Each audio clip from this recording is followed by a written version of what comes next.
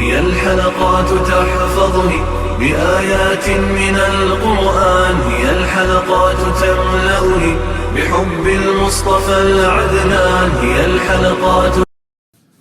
اعوذ باللہ من الشیطان الرجیم، بسم اللہ الرحمن الرحیم۔ ناظرین کرام، السلام علیکم ورحمۃ اللہ وبرکاتہ۔ انشاءاللہ تبارک و تعالی آج ہم لوگ پڑھیں گے الترکیب کا سبق نمبر 2، جملوں کی اقسام۔ اب تک جو ہے وہ اس سلسلے میں ہم لوگ تقریباً جو ہے وہ 21 ویڈیوز بنا چکے ہیں۔ انشاءاللہ تبارک و تعالی یہ ہوگا ہمارا پارٹ نمبر 22، اور اب تک جو ہے میں آپ کو ابتداءً جملوں کی ہم نے 4 قسمیں کی: جملہ اسمیہ، جملہ فعلیہ، جملہ ظرفیہ اور جملہ شرطیہ۔ پھر مختلف اعتبارات سے ہم نے اس کی تقسیم کی تھی۔ پھر اس کے بعد جو ہے وہ ایک اور جو ہے وہ اعتبار صفات ہم نے جمل کی اقسام کی تھی۔ پھر ایک ہماری اور تقسیم کا سلسلہ شروع ہو چکا ہے، اور وہ ہے کہ محل اعراب رکھنے والے جمل کی اقسام۔ اس اعتبار سے 7 قسمیں ہیں، یعنی یہ جملے ایسی جگہ پر واقع ہوتے ہیں کہ جہاں پر اعراب جاری ہوتے ہیں، یا تو رفع، یا تو نصب، یا تو پھر جر۔ ٹھیک ہے، اچھا، پھر میں نے آپ کو جو ہے وہ اس میں سے یہ 7 قسمیں ہیں تو 2 میں آپ کو پڑھا چکا۔ پہلی تو یہ کہ وہ جملے جو خبر واقع ہو رہے ہوں گے اس کے 2 قسم کے اعراب ہوتے ہیں، رفع ہوگا یا پھر نصب ہوگا۔ اس کی مثالیں میں نے آپ کو دے دی تھی۔ پھر اس کے بعد دوسری جو قسم تھی وہ یہ کہ وہ جملے جو حال واقع ہو رہے ہوں ان کے بھی جو ہے وہ یہ بھی محل نصب میں ہوتے ہیں، کیونکہ آج جو ہے وہ آلت نصبی میں ہوتا ہے۔ اب جو ہے ہم لوگ ایک تیسری جو ہے نا اعراب کے اعتبار سے وہ جملے جو اعراب رکھ رہے ہیں نا محل اعراب میں، تو اس کی تیسری قسم ہم لوگ پڑھ رہے ہیں، اور وہ تیسری قسم یہ ہے کہ وہ جملے جو مفعول واقع ہو رہا ہے۔ اب آپ اپنے ذہن میں رکھیے گا کہ پورا کا پورا جملہ ہوگا، اور وہ جملہ جو ہے نا اس پورے کے پورے جملے کو اس کی ترکیب کرنے کے بعد ہم لوگ جو ہے نا وہ مفعول بنا دیں گے۔ کس طرح سے ہوگا یہ؟ ان کے اعراب جو ہے نا یہ بھی محل نصب، کیونکہ مفعول تو حالت نصبی میں ہوتا ہے تو یہ بھی محل نصب میں واقع۔ مثال کے طور پر آپ دیکھیں، یہ دیکھیں، اس کو سمجھ لیں، اظن الامت تجتمع بعد التفرق۔ اس کا معنی میرا گمان ہے کہ امت ٹکڑوں میں بٹنے کے بعد پھر متحد ہو جائے گی۔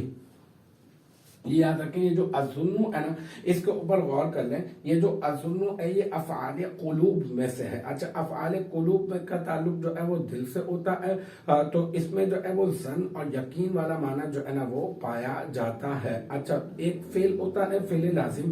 فعل لازم وہ ہوتا ہے جو مفعول بھی کا مفہوم کامل حاصل کرنے کے لیے مفعول بھی کا تقاضا نہیں کرتا، اور ایک فعل ہوتا ہے فعل متعدی۔ فعل متعدی وہ ہوتا ہے جو مفہوم کامل حاصل کرنے کے لیے مفعول بھی کا تقاضا کرتا ہے۔ اچھا، پھر فعل متعدی جو ہوتا ہے اس میں جو ہے وہ ایک متعدی بیک مفعول ہوتا ہے، پھر ایک متعدی بدو مفعول ہوتا ہے، ایک متعدی بسہ مفعول ہوتا ہے۔ افعال قلوب جو ہوتے ہیں نا یہ متعدی بدو مفعول ہوا کرتے ہیں، یعنی یہ 2 مفعولوں کا تقاضا کرتے ہیں۔ تو ان میں ایک ہے اظن۔ اظن کا معنی میں نے گمان کیا، میرا گمان ہے، میرا خیال ہے۔ ٹھیک ہے، اب یہ جو ہے یہ فعل ہے، ٹھیک ہے، اور اب جو ہے جو گمان میں کر رہا ہوں وہ کیا ہوگا؟ وہ مفعول بنے گا۔ ایک مفعول نہیں بلکہ ایک تو وہ کہ جس کے بارے میں گمان کر رہا ہوں، اور وہ کیا گمان ہے میرا، وہ بھی ایک مفعول بن جائے گا۔ تو اس طرح سے یہ فعل متعدی بدو مفعول ہو جائے گا۔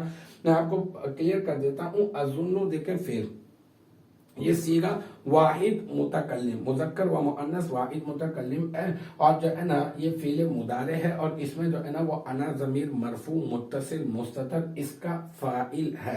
ٹھیک ہے، پھر یہ جو الامتا ہے نا، الامتا، یہ الامتا جو ہے وہ اس کا مفعول ہے اور مفعول اول۔ اب اس کا ترجمہ کیا ہوگا؟ میں نے گمان کیا امت کے بارے میں۔ اب یہ بھی تو بتانا ہوگا نا کہ امت کے بارے میں کیا گمان کیا، تو اب وہ جو میں بتاؤں گا وہ بھی ایک مفعول بن جائے گا۔ دیکھیں، تجتمع بعد التفرق، ٹھیک ہے، تجتمع یہ فعل ہے، ٹھیک ہے، اور اس میں جو ہے نا وہ یہ صیغہ واحد مؤنث غائب ہے، اس میں ہی ضمیر مرفوع متصل مستتر راجع بسوء مفعول اول الامتا کی طرف لوٹا رہے ہیں۔ پھر بعد مضاف التفرق مضاف الیہ، پھر مضاف اپنے مضاف الیہ سے مل کر مرکب اضافی ہو کر یہ تجتمع فعل کا مفعول فیہ بن جائے گا۔ تجتمع فعل اپنے فاعل اور اپنے مفعول فیہ سے مل کر یہ بن جائے گا جملہ فعلیہ خبریہ، اور جملہ فعلیہ خبریہ ہونے کے بعد اب کیا بن جائے گا؟ یہ بن جائے گا اظن فعل کا مفعول ثانی۔ अज़ुन्नु फेल, इसमें अना ज़मीर फाइल है और मफूल अव्वल अल उम्मता है, और फिर ये पूरा का पूरा जुमला जो है ये क्या है, ये महल्ले नसब में वाक़ हुआ है।